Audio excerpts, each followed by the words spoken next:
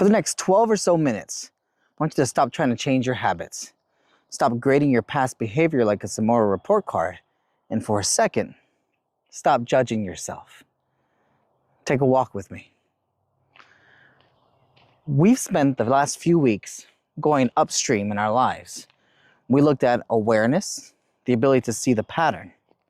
We looked at identity, the blueprint shaping who you become under pressure. We looked at the mind, the narrator, turning experience into a story. We then moved on to the second phase. We looked at the nervous system, the hallway monitor asking, should you be here? Is it safe for you to be here? We looked at emotions, the alarms, the dashboard lights, the signals.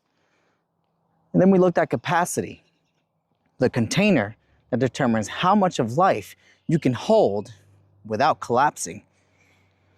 So that leads us all to today.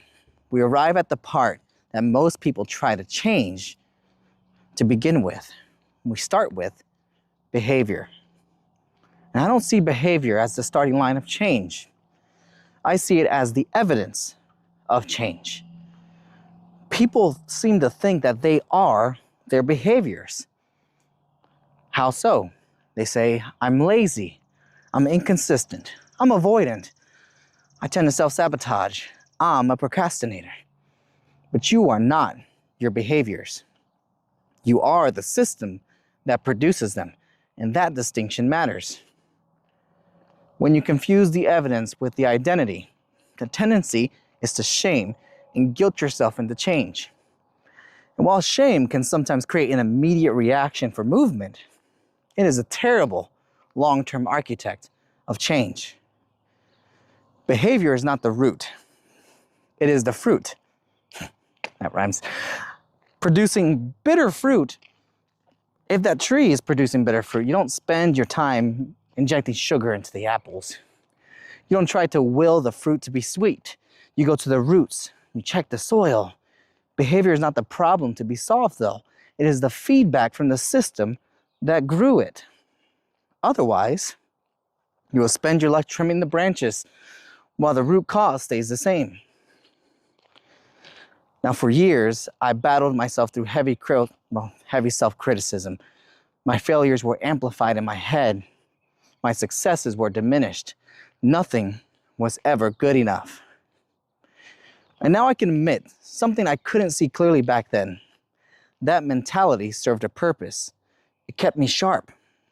When my mind was slipping under the exhaustion of being a doctor, a student, a coach, a husband, a father, a brother, a son, or a friend. It kept me disciplined through the military, martial arts, and long seasons of study. And it kept me alive in high-stakes environments with fights and sparring and competition. It was fuel. It was one of the hidden benefits of a bad habit. But the difference between medicine and poison is always the dose. Eventually, I overdosed on the criticism, and what once gave me strength and stability became a very fragile foundation. So when the earthquakes of life passed a certain magnitude, everything started to crack. The sharpness became haze. The discipline became pressure. The high-stakes mindset became a sensory overload. And when I looked in the mirror, what I saw was someone who had learned to beat himself over and over and over again and call it discipline. And therein lies the danger. A behavior can start as protection, a strategy, a survival tool. Then it outlives the environment that made it useful and becomes detrimental to your growth. So that mirror check, that's how most people treat change. They look in the mirror after the fact. They look at the habit, the reaction, the avoidance, the procrastination, the shutdown, the binge, the silence, the overwork. And they ask themselves, is this who I am? No, That is what your current system has been optimized to produce. There's a difference, and I believe in that difference is where hope lives. If behavior is evidence, then it can be investigated. It can be understood. It can be traced. It can be changed. By recognizing that behavior is the surface and following back to its origin source, we can begin to crack the code. In the Walk With Me method, behavior is phase 3, integration. It's where the invisible becomes visible. It's how your internal architecture shows up in real life. Behavior tells the truth. Not always the truth you say out loud, but the truth your system is actually living. For example, if you say you want peace, but your behavior keeps choosing chaos, that's evidence. If you say you want intimacy, but your behavior keeps creating distance, that is evidence. If you say you want success, but your behavior keeps delaying, avoiding, and disappearing, that's evidence. It's not moral failure. It's not proof that you're broken. It's evidence. Your evidence does not need self-flagellation. It needs interpretation. Say for another example, if you're trying to wake up at 5 a.m. every day, but keep hitting snooze, is your willpower failing? Or is your nervous system choosing the safety of sleep over the threat of the day ahead? If you keep avoiding the hard conversations, are you weak? Or has your system learned that speaking up risks disconnection? What happens when you over-explain yourself? Maybe you're not too much.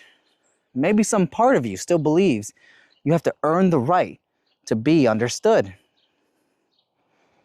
My personal favorite, what if you keep saying yes when you mean no? Maybe you don't have a time management problem. Maybe you have an identity and nervous system that still equate boundaries with danger. And that's what I mean. That's what I mean when I say behavior may look like a moral issue from the outside, but underneath, it is often the most logical result your current system can produce. Here's another one. If your mind is a story of failure, your identity is rooted in not enough, and your nervous system is in survival mode, then avoidance is not random. It is the answer your system learned to keep you safe. I had to learn that the hard way. There were seasons where I looked at my behavior and I judged it like a verdict. Why am I procrastinating? Why am I pulling back?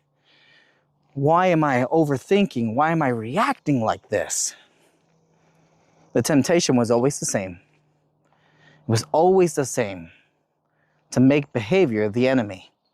To say, this is the problem. Fix this. Control this. Shut this down. When I got honest, and more importantly, when I allowed myself to be vulnerable, I started seeing something deeper. It was always doing something. It was protecting me. It was buying me time.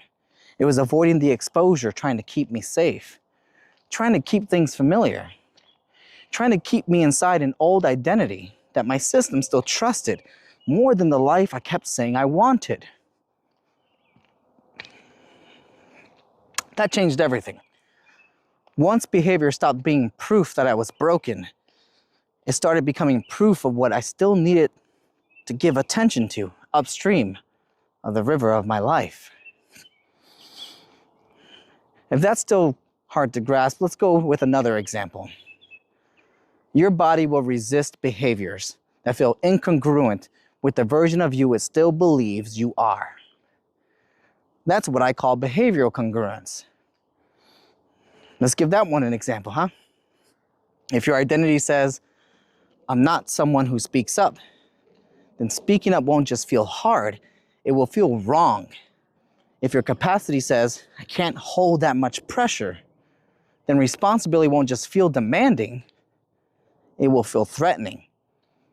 If your nervous system says, this room is dangerous, then consistency won't feel noble.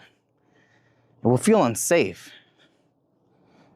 So no, behavior is not just about choice. It is about permission, internal permission, biological permission. Until the system gives that permission, you will keep trying to force an action your body does not yet believe is survivable. Your system will not let you become a stranger to yourself, even if that stranger looks like the better version of you. That is why willpower burns out. Not because your discipline is fake, because discipline cannot override dysregulation forever. So let's begin the shift. Stop asking, how do I change my behavior? Start asking, what is this behavior revealing? What is it protecting? What is it avoiding? What is it rehearsing? What is it proving? What part of my internal architecture is this behavior loyal to? Those questions, I believe, are much more useful than judgment. Behavior is the receipt. It shows you where your beliefs, your biology, your emotions, your capacity have already been voting for this entire time, and that is powerful.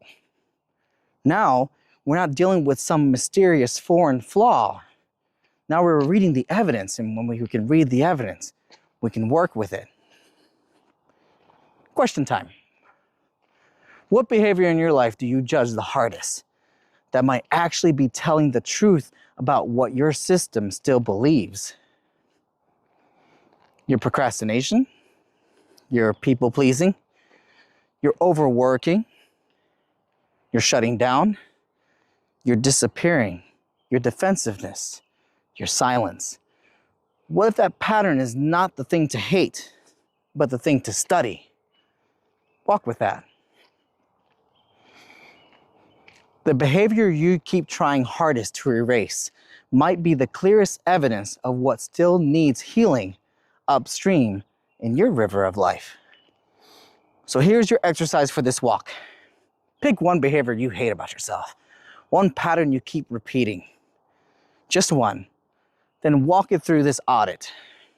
1, name the evidence. Say it plainly.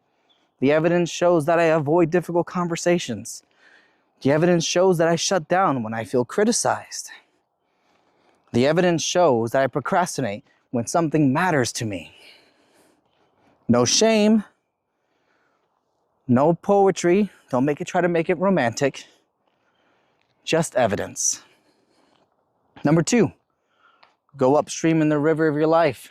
Ask, what is this behavior protecting? Not why am I like this?